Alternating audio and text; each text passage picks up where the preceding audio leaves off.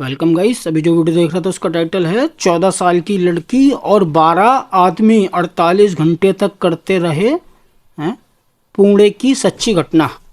तो गाइस चलो वीडियो को स्टार्ट करते हैं। मुंबई का एक हॉस्पिटल है जहां पर लगभग 14 साल की एक लड़की एडमिट है। उस लड़की के इलाज के लिए लेडी डॉक्टर, पूछताछ के लिए तो लेडी पुलिस अधिकारी, साफ सफाई करने जाएगा तो लेडीज़ डिपार्टमेंट से ही कोई जाएगा। यानी कि उस कमरे के अंदर एंट्री है तो सिर्फ महिला की, लेडीज़ की, सिर्फ लेडीज की इसके एंट्री अलावा है, कोई भी व्यक्ति जेंट्स नहीं पुरुष जाएगा नाम उस से रूम में। ना तो कोई वहाँ एंट्री होगी, ना ही पुरुष का नाम वहाँ लिया जाएगा। दरअसल वो लड़की पुरुष नाम से इतना भयभीत है, इतनी डरी हुई है कि नाम सामने आते ही लड़की की सांसें ज़ोर ज़ोर से चलने लगती हैं। उसे देखकर ऐसा लगने लगता है जैसे कि वो मर जाएगी। 11 सितंबर की शाम 5 बजे तक भी वो लड़की ज़िंदगी की जंग लड़ रही थी और सांसें उसकी ऐसे ही चल रही हैं। उसे वाकई बहुत सारी प्रार्थना की ज़रूरत है।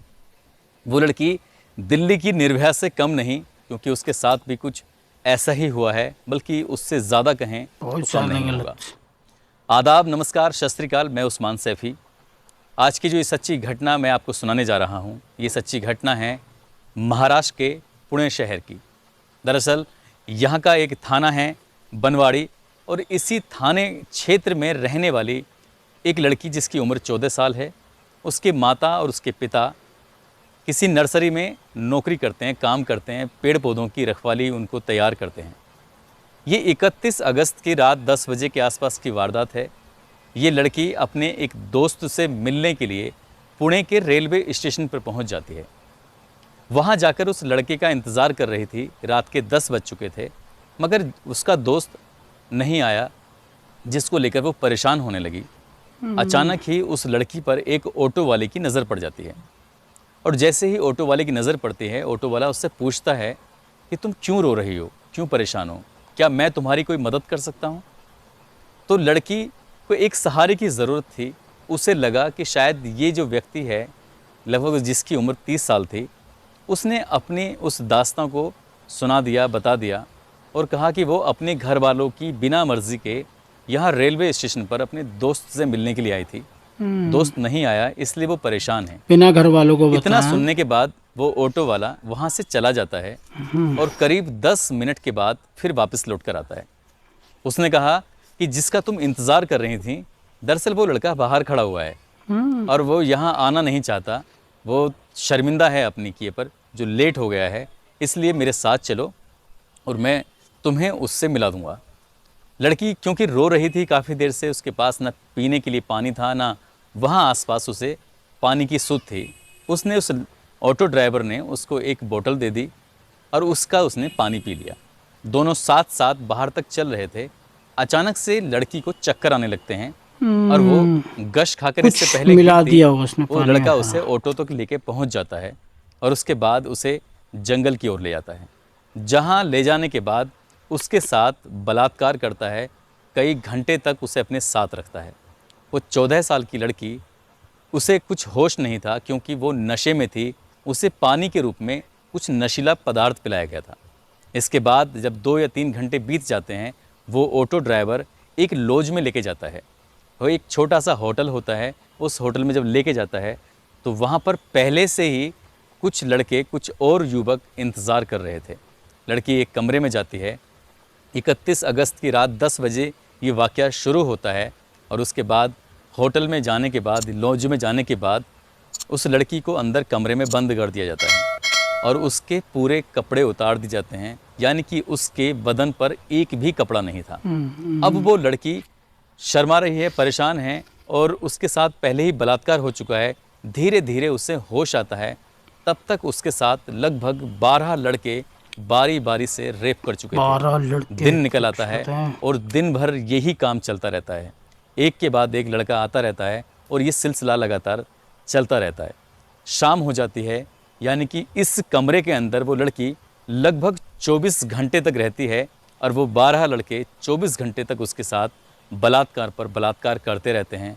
वो भूख से, प्यास से तड़पती रहती है। वो कई बार कहती है कि मुझे खाने के लिए कुछ दे दो, मुझे पीने के लिए पानी दे दो, मगर कोई भी उसकी गुहार नहीं सुनता। उसकी कोई पुकार नहीं सुनता, उसकी चीखों की आवाज़ भी उस कमरे से बाहर जा भी रही थी, तो ना जाने क्यों वो होटल मालिक या वह आसपास के लोग उन आवाज़ों को सुन ही नहीं पा रहे थे। ये भी बताया जा रहा है कि उस लड़की को बार बार इंजेक्शन दिया जा रहा था, नशीली चीज़ें दी जा रही थी, जिससे क्या वो शोर न मचा सके। इस बीच उस लड़की ने बार बार रिक्वेस्ट करती रही, माफ़ी मांगती रही, उसे बचाने की गुहार लगाती रही।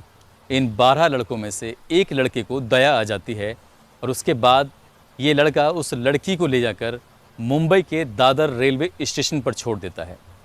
अब ये आरोपी 12 के 12 ये फरार हो चुके थे। इन्होंने सोचा कि शायद अब वो लड़की चली जाएगी।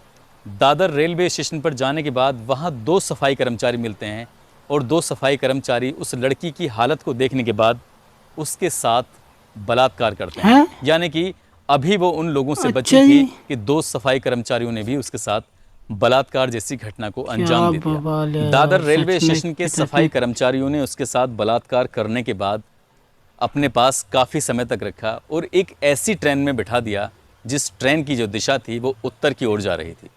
कई सौ किलोमीटर का सफ़र करते करते लड़की चंडीगढ़ पहुंच जाती है। एक कोने में डरी हुई सहमी हुई बैठी रहती है। इस बीच न जाने कितने लोग आते हैं जाते हैं, मगर किसी भी व्यक्ति की नज़र उस लड़की पर पहुंची ही नहीं। वो बहुत बड़ी परेशानी से गुजर रही थी, उसकी परेशानी किसी को दिखाई नहीं दी। ये भी किसी ने जानने की कोशिश नहीं की। 48 घंटे से ज़्यादा उसके साथ 12 अलग लोगों ने, 2 सफाई कर्मचारियों ने बलात्कार किया था। उसके साथ सारे सुअरों को चौक पे खड़े होकर फांसी दे देनी चाहिए, सारे के सारे को।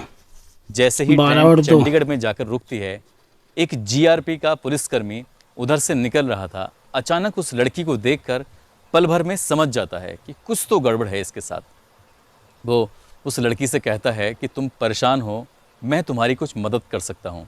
मगर वो लड़की पुरुष जाति के नाम से डरी हुई थी, घबराई हुई थी, क्योंकि वर्दी में भी तो एक पुरुष ही था।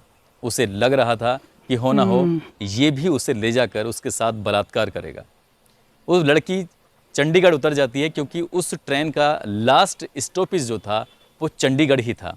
अब वो रेलवे स्टेशन पर उतर जाती है और डरी सहमी एक जगह बैठी होती है। मगर वो पुलिस वाला बहुत अच्छा इंसान था। उसने CWC यानी चाइल्ड वेलफेयर कमेटी से संपर्क बनाया। वहाँ की एक महिला अधिकारी तत्काल मौके पर पहुंची, उस लड़की को खाना खिलाया, उसे अपने पास बिठाया और घंटों तक उसको दुलारती रही, पुचकारती रही।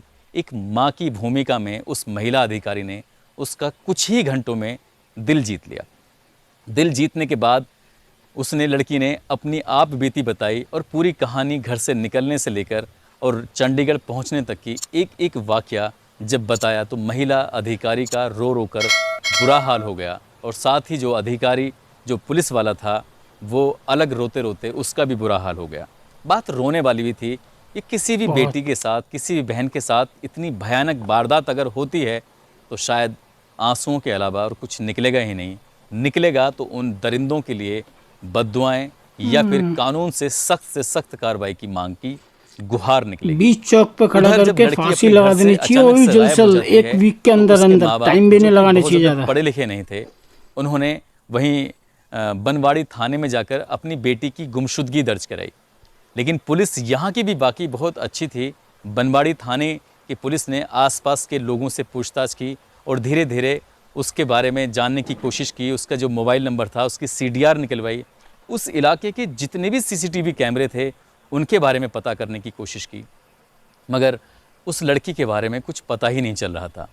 और पता चलता है तो उसके बाद पुलिस ने बड़े ही गंभीरता से, बड़ी ही शालीनता से इस मामले की बहुत ही खूबसूरती से जांच की है। यानी कि इस पूरी कहानी में पुलिस की जितनी तारीफ़ की जाए उतनी ही कम है। जैसे ही चंडीगढ़ की पुलिस बानवाड़ी पुलिस से कांटेक्ट करती है, तो उसके बाद यहाँ से उस लड़की को हवाई जहाज़ के माध्यम से मुंबई लाया जाता है और मुंबई लाने के बाद उसको हॉस्पिटल में एडमिट कराया जाता है। जितना भी स्टाफ है, टोटल के टोटल महिला स्टाफ ही उस लड़की के इलाज में, उसकी खिदमत में, उसकी हर ज़रूरतों को पूरा करने में लगा हुआ है, क्योंकि वो लड़की पुरुष जाति नाम से डरी हुई है, घबराई हुई है। इसके बाद पुलिस ने जो अपने मामले की जांच पड़ताल शुरू की है, तो 100 से ज़्यादा CCTV कैमरे को खंगाला गया और खंगालते खंगालते आखिरकार पुणे के रेलवे स्टेशन पर एक ऑटो जाता हुआ मिलता है, उसी में वो लड़की थी और उसी ऑटो का नंबर उस सीसीटीवी में कैद हो जाता है। पुलिस ने उस आरोपी को, जिसकी उम्र लगभग 30 साल थी, उसको गिरफ्तार किया, उसको पकड़ा और एक एक करके जितने भी लोग थे, यानी कि 12 के 12 लोगों को पकड़ा। उसके बाद इस लड़की ने जो बताया था, अपना बयान दिया था, दादर रेलवे स्टेशन का, उन दोनों सफाई कर्मचारियों को भी पकड़ा। फिलहाल पुलिस ने अभी तक इस मामले में 16 आरोपियों की गिरफ्तारी की है, जो इस केस से सीधे सीधे तौर पर जुड़े हुए हैं। मुंबई पुलिस की प्राथमिकता है कि इस मामले को फास्ट ट्रैक कोर्ट में चलाया जाए, ताकि अगले 10 से 15 दिन में या लगभग 1 महीने में इस केस में निर्णय आना चाहिए और जितने भी दरिंदे हैं, जितने भी आरोपी हैं, सबको फांसी की सजा कम से कम होनी चाहिए।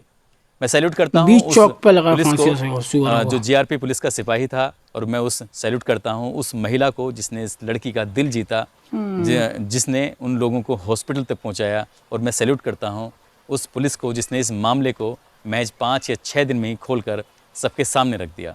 ये कहानी आपको ज़्यादा न्यूज़ चैनल पर या फिर ज़्यादा अखबारों में देखने को नहीं मिलेगी, क्योंकि मीडिया की जो जिम्मेदारियां होती हैं वो कम पूरी कर रही है। वाकई इस खबर को उठाने की ज़रूरत थी, लोगों को सचेत और जागरूक करने की ज़रूरत थी, उस बेटी को न्याय दिलाने की ज़रूरत थी, जो शायद मीडिया इस मामले में दिलचस्पी नहीं ले रहा है। इस कहानी को सुनाने का उद्देश्य भी किसी को परेशान करना नहीं है, किसी का दिल दुखाना नहीं है, बल्कि आपको सचेत करना है, आपको जागरूक करना है। आप जहाँ भी रहें अपना ख्याल रखें, सुरक्षित रहें। जय हिंद, जय भारत। जय हिंद, जय भारत। तो गाइस, इस मामले में ना सऊदी अरब, इनका कानून बहुत अच्छा है। अगर ऐसा कुछ गलत करते ना तो बहुत जल्दी फांसी की सज़ा दे दी जाती है वहाँ पे, बहुत जल्दी। तभी तो बोलते हैं वहाँ पर शरिया का कानून है शरिया का कानून जो भी है, लेकिन है बहुत अच्छा वहाँ पर। तभी तो वहाँ पर रेप वेप नहीं होते ये सब कुछ, क्योंकि पता है मौत है। अगर कर दी गलती वहाँ पर, ऐसा कुछ किया किसी ने गुनाह, तो सीधा मौत ही मिलेगी। भारत में भी यही कानून बनना चाहिए इस चीज़ के लिए, तभी ये ख़त्म होगा, वरना तो बहुत ज़्यादा गलत है ये, बहुत बहुत ज़्यादा। और जल्द से जल्द ऐसे लोगों को बहुत जल्दी फांसी दे देनी चाहिए सीधा। गाइस, ये था वीडियो, ओरिजिनल वीडियो का लिंक डिस्क्रिप्शन से ले लेना। अल्लाह हाफिज़।